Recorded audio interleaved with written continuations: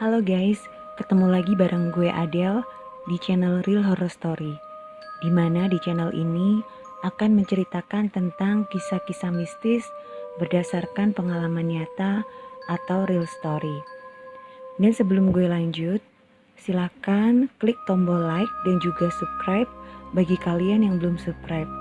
Dan juga klik tombol lonceng supaya kalian akan mendapatkan notifikasi jika ada video-video terbaru dari Real Horror Story. Dan juga jangan lupa untuk komen serta share jika kalian suka dengan channel gue ini. Cerita yang bakalan gue ceritain kali ini adalah kisah yang dialami oleh salah satu temen gue, sebut aja namanya Dika. Dan kisah ini terjadi pada tahun 2018 kemarin guys. Jadi temen gue si Dika ini mengalami kejadian mistis yang berhubungan dengan makhluk astral. Dan kebetulan karena dia itu awam untuk hal-hal gaib, dan dia juga tahu kalau gue ini cewek indigo, jadinya dia sharing ke gue untuk meminta pendapat gitu ya. Dan konsultasilah, maksudnya apa yang harus dia lakuin dan apa sih sebenarnya yang terjadi sama dia gitu. Nah, ceritanya suatu hari dia itu ngechat gue di WA. Dia nanya, dia lagi sibuk nggak? Gitu. Dia bilang kalau gue lagi nggak sibuk, dia mau nelpon karena ada sesuatu yang pengen dia ceritain ke gue. Nah, terus gue jawab nih sama dia kan, enggak sih, tapi ntar malaman ya, soalnya aku lagi kerja. Gue ngomong gitu ke dia. Terus dia jawab oke, gitu. Nah, malamnya si Dika ini beneran nelpon gue guys. Terus dia ngomong gini, Del, kenapa ya udah seminggu ini perasaanku gak enak. Aku ngerasa kayak ada yang ngikutin aku, ada yang memperhatikan aku. Cuman kalau aku perhatiin itu gak ada siapa-siapa. Aku takut. Dia ngomong kayak gitu. Nah, terus gue nanya, sebelum kamu dapat kejadian kayak gitu, maksudnya sebelum kamu ngerasa kayak ada yang ngikutin kamu, emang kamu habis ngapain? Gue nanya gitu ke dia. Terus dia bilang, nggak ngapa-ngapain sih. Itu awalnya hari Senin, itu aku mau berangkat kerja. Nah, si Dika ini itu kebetulan kerjanya itu di Jogja guys. Jadi dia seminggu sekali itu pulang ke kota gue gitu, karena kan keluarganya ada di sini gitu ya. Jadi dia itu di sana ngekos gitu. Jadi biasanya dia tuh Sabtu sore atau Sabtu malam gitu dia balik gitu. Balik ke kota gue, terus nanti Senin pagi, Senin subuh lah ya, itu dia berangkat ke Jogja gitu. Nah, kalau lewat jalur biasa itu kan memang macetnya gitu, pasti perjalanannya lebih lama. Jadi dia lewat jalan pintas. Dia masuk ke kayak pedesaan-pedesaan gitulah, masuk ke desa-desa gitu. Emang sebenarnya lebih jauh gitu rutenya, cuman karena sepi jadi ya relatif lebih cepet karena kan nggak macet nih gitu. Nah, ceritanya si Dika ini ngelewatin salah satu kayak perkampungan gitu, ya nggak tahu perkampungan apa pedesaan ya, pokoknya daerah pinggiran kota lah ya gitu. Dia lewat di situ dan dia itu ngerasa kayak ada sesuatu yang memperhatikan dia di jalan gitu. Tapi kalau dia perhatiin bener-bener, dia itu nggak lihat guys, jadi nggak ada sosoknya gitu. Cuman dia ngerasa ada yang memperhatikan dia gitu. Dan anehnya sosok ini tuh ngikutin terus guys sampai dia di Jogja gitu, sampai dia nyampe di Jogja. Bahkan sampai dia di kosannya dia pun, dia kayak sering ngeliat ada bayangan yang berkelebat gitu di kamarnya dia. Nah, pas si Dika ini cerita, tiba-tiba gue ini kayak dapat vision guys. Gue kayak dapat penglihatan, itu ada sosok wanita, dia memakai baju kayak kebaya gitu. Jadi kayak baju-baju model tahun 60-an, 50, 60-an gitu lah guys. Jadi kayak semi-semi kebaya gitu. Rambutnya tuh disanggul, cuman enggak yang disanggul kode gitu, enggak. Ya disanggul biasalah gitu, kayak tipe-tipe cewek yang tahun 60-an kan rambutnya dicepol gitu ya. Kayak gitu. Nah, si wanita ini bawa anak kecil 2 gitu. Jadi waktu si Dika ini lagi cerita, gue itu gak sadar motong pembicaraan dia guys. Gue langsung ngomong, ibu-ibu ya bawa anak 2. Gue ngomong kayak gitu guys. Dan itu gue gak sadar, gue keceplosan. Terus Dikanya tuh kayak yang kaget gitu dari nada suaranya kan. Dia langsung ngomong gini, loh kok kamu tahu? Iya bener, itu yang aku lihat. Emang kamu juga bisa lihat ya? Dia ngomong kayak gitu. Nah, giliran gue yang jadi kaget gitu. Terus, jadi benar yang kamu lihat itu? Gitu. Terus iya, memang sosoknya itu, kalau perasaan aku itu emang kayak ibu-ibu gitu, tapi masih muda. Dia bawa anak 2 gitu. Cuman kalau aku liatin bener-bener itu gak ada siapa-siapa. Nah, yang aku mau tanyain ke kamu, emang kenapa gitu kok aku diikutin? Aku salah apa? Perasaan aku gak berbuat apa-apa. Aku gak ngelakuin sesuatu hal yang salah. Kayak gitu. Temen gue ngomong gitu kan. Terus gue cuma diem gitu. Gue belum bisa nyimpulin apa yang terjadi sama temen gue si Dika ini. Karena emang untuk nyimpulin apa yang dia alamin, gue harus meditasi dulu guys. Gue harus doa. Jadi gak bisa langsung gitu. Gue harus komunikasi sama sosok yang ngikutin si Dika ini. Nah, akhirnya gue ngomong sama si Dika, gue minta waktu buat meditasi supaya gue bisa komunikasi dengan sosok yang ngikutin si Dika ini. Terus si Dika bilang oke gitu kan guys. Ya udah, akhirnya dia tutup teleponnya. Dan malam itu juga gue niatin untuk bantu si Dika cari tahu apa sih sebenarnya maunya si wanita ini gitu kan, sosok wanita ini kenapa dia ngikutin si Dika kayak gitu guys.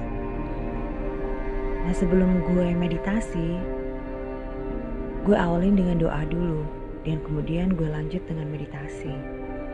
Saat gue meditasi, gue kayak dikasih vision lagi guys, gue dikasih penglihatan. Jadi gue kayak flashback di tahun-tahun, nggak ngerti itu tahun 50 atau 60, pokoknya itu tahun jadul gitu ya. Gue kayak ada di situ, itu kayak di sebuah jalan gitu kan. Jadi itu kayak jalan raya, cuman di daerah pedesaan gitu guys gitu. Jalanan itu tuh saat itu sepi dan itu siang hari gitu ya. Siang hari dan itu jalanan sepi. Gue lihat ada satu sosok wanita dengan baju kebaya yang gue lihat waktu si Dika telepon itu gitu. Jadi di vision gue yang pertama kali, nah itu sosok yang gue lihat gitu. Jadi ini sosok yang sama. Dan si wanita ini tuh lagi mau nyebrang jalan guys. Dia bareng sama 2 anak kecil dan sepertinya 2 anak ini anaknya dia gitu. Jadi anak dia ini jarak umurnya tuh gak banyak gitu. Mungkin ya hanya 1 tahunan atau 1,5 tahun lah gitu. waktu mereka itu mau nyebrang gitu kan, itu tiba-tiba salah satu anak dia itu lari guys gitu. Jadi dia lari, nyebrang tapi lari. Jadi ngelepasin gandengannya ibunya gitu. Tadinya kan digandeng nih sama si ibu itu. Mereka berdua digandeng, tahu-tahu yang satu ini lari. Nah, saat si anak kecil ini lari gitu kan, lari nyebrang, tiba-tiba itu gue lihat ada mobil yang ngelaju dengan kecepatan tinggi dan itu langsung nabrak anak kecil ini guys, gitu. Dan pas persis si mobil ini mau menabrak anak kecil ini gini, salah satu anak kecil itu gitu kan, ini tiba-tiba anak yang lain, anak yang satunya lagi itu ikutan lari guys gitu, ikutan lari, mungkin nyamperin adiknya ya gitu, nyamperin adiknya, dan dia tuh berusaha ngedorong adiknya gitu. Mungkin niatnya dia tuh kayak mau nyelamatin adiknya gitu, karena dia lihat ada mobil melaju dengan kecepatan tinggi ke arah adik dia gitu. Cuman malangnya itu si anak kecil ini tuh telat gitu, telat untuk ngedorong adik dia gitu, sehingga malah justru dia itu juga ikut tertabrak guys. Jadi mereka berdua ini tertabrak mobil yang sedang melaju dengan kecepatan tinggi. Nah, saat setelah menabrak dua anak kecil ini, mobil ini ternyata melarikan diri guys, dan dia nggak tanggung jawab. Nah, si ibu ini kan otomatis langsung histeris kan ya, dia histeris, dia langsung lari nyamperin kedua tubuh anaknya gitu, dan dia nangis. Dan nggak taunya dari arah belakang itu ada satu mobil lagi, sedan ya, dan itu sedan zaman kuno gitulah ya. Itu juga kebetulan melaju dengan kecepatan yang agak tinggi, dan karena dia nggak siap gitu kan, jadi si ibu ini juga kan mendadak lari gitu kan. Akhirnya sedan ini nabrak si ibu ini gitu. Cuman penumpang sedan ini berhenti gitu, jadi sopirnya itu berhenti gitu kan. Terus dia itu akhirnya ngurusin tubuh si ibu ini gitu. Jadi dia tanggung jawab lah, dia habis nabrak dia tanggung jawab, bahkan dia juga yang ngurusin dua korban anak kecil ini yang tertabrak mobil sebelumnya gitu guys gitu. Dan akhirnya si bapak sopir sedan ini yang membawa mereka bertiga ke rumah sakit, tapi karena kondisinya luka parah, si anak-anaknya ibu ini tuh meninggal di tempat guys. Dan si ibu ini menyusul saat dia ada di rumah sakit kayak gitu. Jadi yang gue lihat itu ada perasaan marah, sakit hati, dan dendam yang tertinggal di benak si ibu ini gitu. Jadi karena dia kan ngeliat nih dua anaknya ditabrak lari oleh mobil yang pertama kali ngelintas gitu. Jadi dia bener-bener sakit hati, kenapa penabraknya itu kok gak tanggung jawab malah melarikan diri gitu. Dan itu yang ngebuat dia jadi gentayangan guys kayak gitu. Jadi arwahnya itu gak tenang gitu, jadi gentayangan gitu kan. Cuman mungkin karena sudah bertahun-tahun juga ya, berpuluh-puluh tahun juga kejadian itu, dan mungkin juga si pelaku ini sudah meninggal kayak gitu ya, karena itu juga udah lama banget kejadiannya. Si ibu ini kepengen sempurna gitu guys gitu, kepengen sempurna, tapi mungkin sudah gak ada lagi yang doain dia. Jadi mungkin keluarganya dia udah ngelupain dia gitu, karena udah dianggap meninggal udah lama, jadi udah jarang didoain lagi kayak gitu kan. Dan dia tuh pengen rohnya itu bisa sempurna gitu, jadi bisa kembalilah ke alam seharusnya kayak gitu. Dan kebetulan pas temen gue si Dika ini ngelintas di jalan yang dulunya itu memang TKP, jadi tempat kejadian perkara ya, waktu kejadian mereka itu tertabrak itu kebetulan di jalan yang dilewatin sama temen gue si Dika ini guys. Nah kebetulan juga auranya si Dika ini ngeklik dengan aura roh si ibu ini, jadi nyambung gitu guys. Makanya si ibu ini ngikutin si Dika terus karena si ibu ini ngerasa doanya si Dika ini bisa nyampe gitu. Jadi gini ya guys, ada beberapa kasus untuk roh-roh yang gentayangan gitu kan. Jadi yang roh-roh yang gak tenang karena mungkin masih ada beban yang dia bawa saat dia masih hidup. Mungkin dia masih mikirin hal-hal duniawi, entah itu dia masih mikirin keluarganya atau mikirin perasaan gak terima, kenapa nih kok gue harus ngalamin kejadian kayak gini, kenapa gue harus mati kayak gitu. Kalau dia gak ikhlas itu sudah pasti rohnya itu gak bisa kayak diterima alam gitu guys. Jadi gimana sih, jadi gentayangan gitu, dia gak bisa naik gitu, gak bisa pergi ke tempat dimana dia seharusnya berada kayak gitu.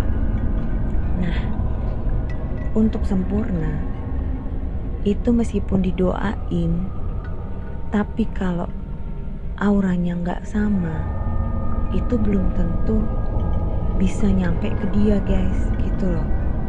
Jadi ya dia bakalan tetap gentayangan terus gitu di dunia gitu, karena meskipun dia sudah didoakan tapi doanya itu gak nyampe ke dia guys kayak gitu.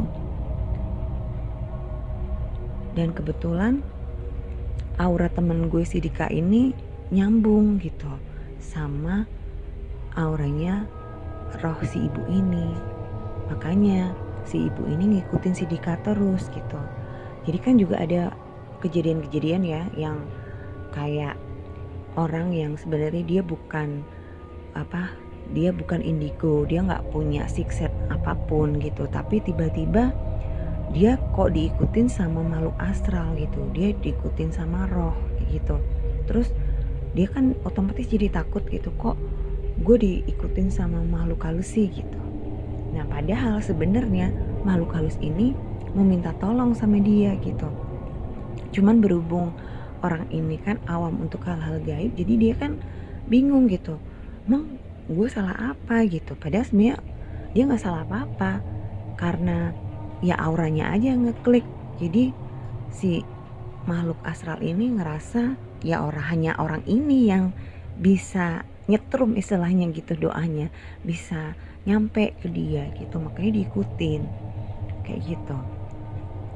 Nah itu penglihatan yang gue dapet gitu. Jadi kayak si ibu ini nyampein gitu kan, dia pengen sempurna gitu. Mungkin dia udah lelah gitu ya guys, gentayangan selama berpuluh-puluh tahun gitu. Dia pengen sempurna, disempurnakan gitu. Akhirnya gue selesaiin meditasi gue dan gue telepon temen gue si Dika ini gitu. Gue ceritain semua yang udah gue lihat saat gue meditasi. Nah awalnya temen gue si Dika ini gak mau guys buat doain si ibu ini. Dia ngomong gini, kenapa aku harus doain kenapa aku harus doain dia? Dia ngomong kayak gitu. Emang urusannya apa sama aku? Kan aku gak kenal. Kan harusnya yang doain dia tuh keluarganya, bukan aku. Kan aku gak ada hubungannya sama dia, kenapa aku harus doain? Aku gak mau, kata dia gitu. Ya udah, akhirnya gue ngomong, ya gak apa-apa sih kalau kamu gak mau doain dia. Padahal kan sebenarnya gak salah juga kalau kita mau doain orang. Justru malah kita dapat pahala loh. meskipun kita nggak kenal sama orangnya, tapi kalau kita doain dia baik, itu kita juga dapat pahala. Ya sebenarnya nggak masalah juga kalau kamu mau doain si ibu ini. Ya lepas dari kamu percaya atau nggak percaya apa yang aku omongin gitu kan, ya semua balik ke kamu juga. Kalau kamu nggak mau doain juga nggak apa-apa kayak gitu. Cuman ya kalau kamu masih diikutin terus ya kamu tanggung resikonya. Gue ngomong kayak gitu guys. Dan sebenarnya gue bukan bermaksud untuk nakut-nakutin dia, enggak ya. Karena memang kalau dia nggak mau doain ya udah pastilah dia bakalan diikutin terus gitu. Dia bakalan diliatin terus gitu. Bahkan bisa jadi lebih ekstrim lagi. Si ibu ini juga bakalan mungkin bener-bener nampakin diri gitu. Bakalan bener-bener komunikasi langsung gitu sama temen gue si Dika ini. Dan gue jamin pasti si Dika ini bakalan lebih ketakutan nantinya kayak gitu. Nah ternyata bener. Kebetulan ini kan emang temen gue ini si Dika ini emang penakut banget guys orangnya gitu. Meskipun dia cowok tapi dia penakut banget untuk hal-hal yang berhubungan dengan makhluk astral gitu. Terus dia bilang gini, "Del, kamu malah nakut-nakutin gitu." Kata dia gitu. Terus gue bilang, "Loh, aku bukan mau nakut-nakutin, ya aku sampein aja emang kayak gitu. Kalau kamu kepengen dia gak ngikutin kamu ya doain aja." Gue ngomong kayak gitu. Terus teman gue si Dika ini nanya, "Nah terus gue harus doain dia gimana? Gue kan gak tahu gitu. Aku kan gak ngerti nih. Aku harus doain apa?" Kayak gitu. Ya udah akhirnya gue ngomong, ya doain aja supaya dia tenang, supaya diampunin dosanya, supaya diberi keikhlasan, diberi tempat yang layak, diberi kesempurnaan gitu buat dia dan anak-anaknya. Kayak gitu. Gue ngomong gitu ke Dika. Terus akhirnya Dika diem dulu gitu kan. Terus dia bilang, "Oke deh. Terus gue harus mulai kapan nih?" Kata dia gitu. Ya lebih cepat lebih baik. Gue ngomong kayak gitu. Kalau bisa malam ini juga. Dan kamu hayatin lah sampai 3 hari ke depan gitu. Kalau misal nanti dalam 3 hari dia masih ngikutin kamu ya kamu lanjutin sampai kurang lebih semingguan. Gue ngomong kayak gitu ke si Dika. Terus akhirnya Dika bilang, "Ya udah oke deh gitu. Aku doain dia mulai malam ini." Dan terus akhirnya si Dika ini beneran guys, dia doain setiap malam buat arwah si ibu dan kedua anaknya ini. Jadi dia minta supaya ya diampuni lah ya dosanya. Mungkin ada dosa-dosa yang masih tertinggal kayak gitu.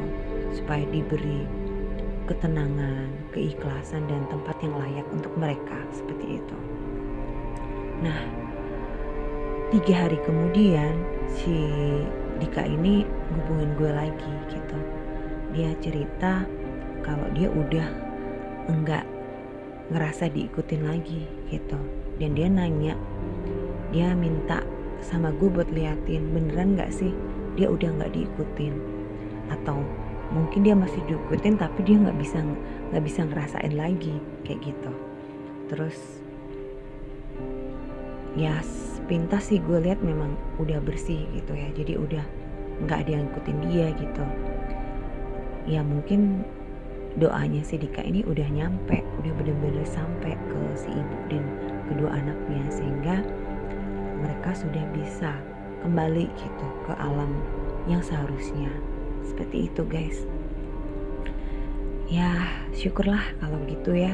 Jadi si ibu ini juga bisa tenang. Dan semoga memang si ibu ini beserta kedua putra-putranya itu bisa mendapatkan tempat yang layak gitu ya di sisi Allah gitu. Amin.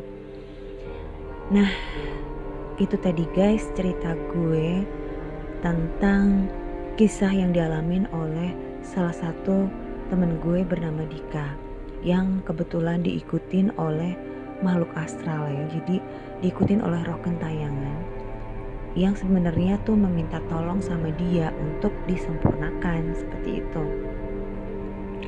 Nah jadi buat kalian yang mungkin juga pernah ngerasa diikutin oleh makhluk halus gitu ya, yang tiba-tiba ngerasa kok gue jadi diikutin nih sama makhluk halus, ya udah mendingan kalian doain aja gitu. Doain aja yang baik-baik, meminta agar diampuni dosa-dosanya, supaya diberi ketenangan, diberi tempat yang layak. Seperti itu. Kan gak ada salahnya juga ya kita saling mendoakan sesama makhluk kita. Meskipun itu makhluk-makhluk yang tidak kasat mata. Karena itu juga merupakan perbuatan yang baik, guys. Gitu, guys. Jadi sekali lagi jangan lupa ya untuk klik tombol like jika kalian suka sama cerita gue kali ini. Dan juga buat kalian yang pengen bergabung, yang ingin ikut cerita, bisa kalian share cerita-cerita kalian ke email dari Real Horror Story yang tercantum di deskripsi. Jadi nanti kalian bisa lihat di deskripsi, di situ ada alamat email dari Real Horror Story. Nanti cerita-cerita kalian akan gue bacain di episode-episode berikutnya. Oke guys, sampai di sini dulu.